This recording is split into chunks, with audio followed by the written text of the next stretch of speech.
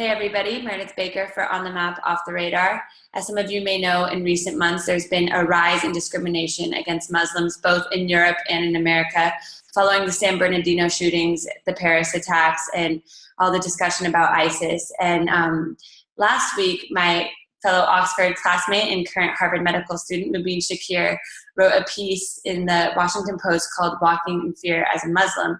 And he's going to talk to On the Map, Off the Radar today about some of his personal thoughts on discrimination that Muslims have faced and how we can move forward from here. So Mubeen, thank you so much for being with us. I know med school is very crazy and I really appreciate you taking the time. Thanks so much for having me, Meredith. You caught me on a break and vacation, so really glad to talk. Perfect. Well, this is a very important topic, so we're glad that you can share your thoughts on this. And just to start off, could you talk about what gave you the inspiration to write the opinion piece for the Washington Post? Yeah, of course. So I think, as you mentioned, in the last couple of months, we've definitely seen with the San Bernardino attacks, with what happened in Paris, these really terrible, gruesome acts of violence, and with the paired rhetoric coming out of the presidential campaign, you've seen a rise in hate crimes and attacks and harassment against Muslims in America and in Europe, specifically directed against them as being Muslim.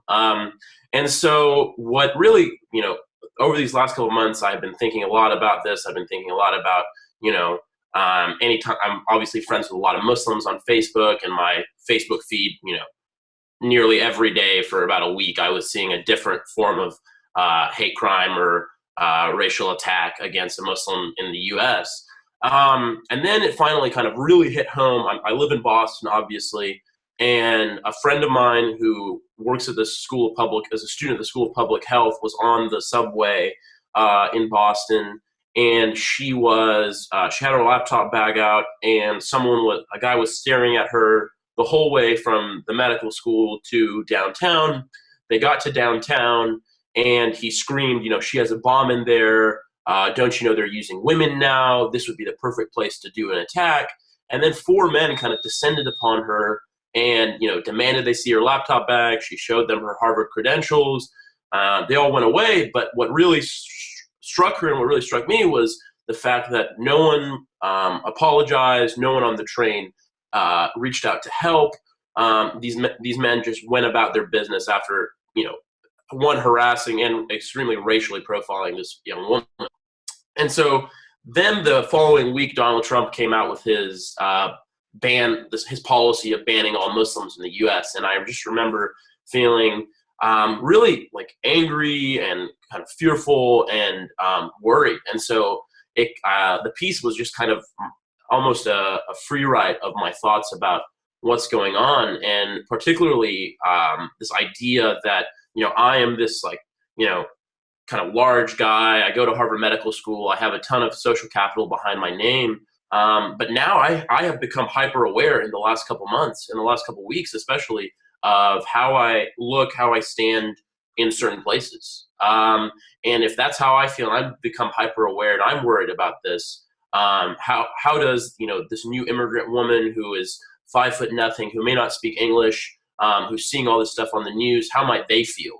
And what is running through their mind if I'm seeing every day Muslims getting hurt on the news? So really it was a call for people to be aware of this, and a call for solidarity and recognition of bigotry, and to step up when we see these actions happen. Right. And that kind of leads me to my next question is, what do you think some concrete examples are that a Muslim who's facing discrimination can do in real time to respond to the discrimination, and B, what we all should be doing to combat this discrimination? Sure. So I think there's a couple of things there. I think, first of all, I've never been a victim of a hate crime or harassment, physical harassment due to my religion. But I think, in the process of an attack or harassment or anything, or physical violence, I think the most important thing to do is protect yourself, number one. And then immediately, we live in a country in which, we should rely upon, those who are assigned to protect us, and like contact the authorities. If it's a hate crime, contact the FBI, and really use the resources, because I think obviously what you don't want to happen is, fighting back and just things escalating out of control. I think we should let the bigotry and the hate and this kind of violence be seen for what it is, and just Muslims should try and protect themselves and be wary of this kind of thing. I think probably more important, and what we're seeing a lot more of is, you see example after example of bigotry and this racism, Islamophobia going on in public places. And so I think what's more important is for non-Muslims to recognize, and if they see it, to really to step in and to protect people, and to kind of diffuse whatever kind of hateful rhetoric is going on.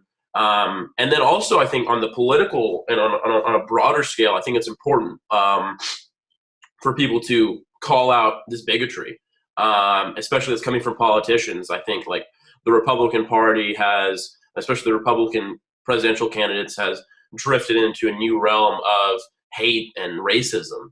And it's important for people in the media, it's important for regular citizens to just not label this as like offensive or joking. I think that's the issue, is that we've really normalized racism in a certain way. Like Ben Carson saying Muslims can't be president. It's not funny anymore. I think it's important for people to come out and call out racism, step up where they see these acts of racism and bigotry occurring, and that's on any level, obviously, whether it's against Muslims, whether against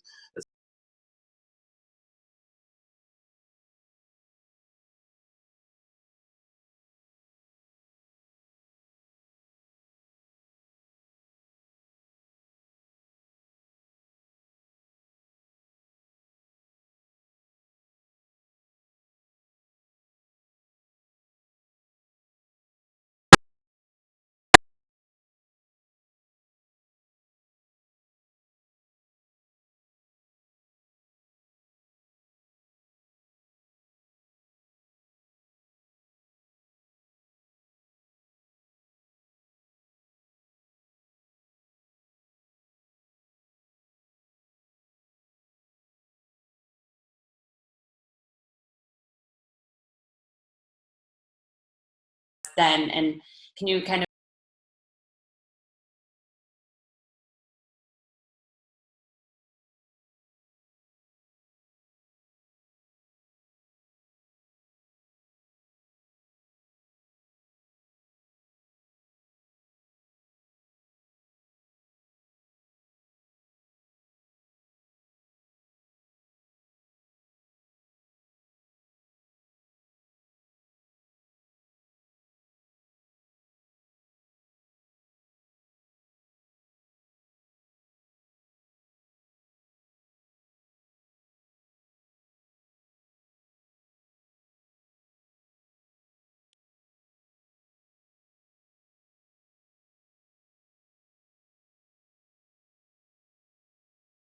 2015 than they face in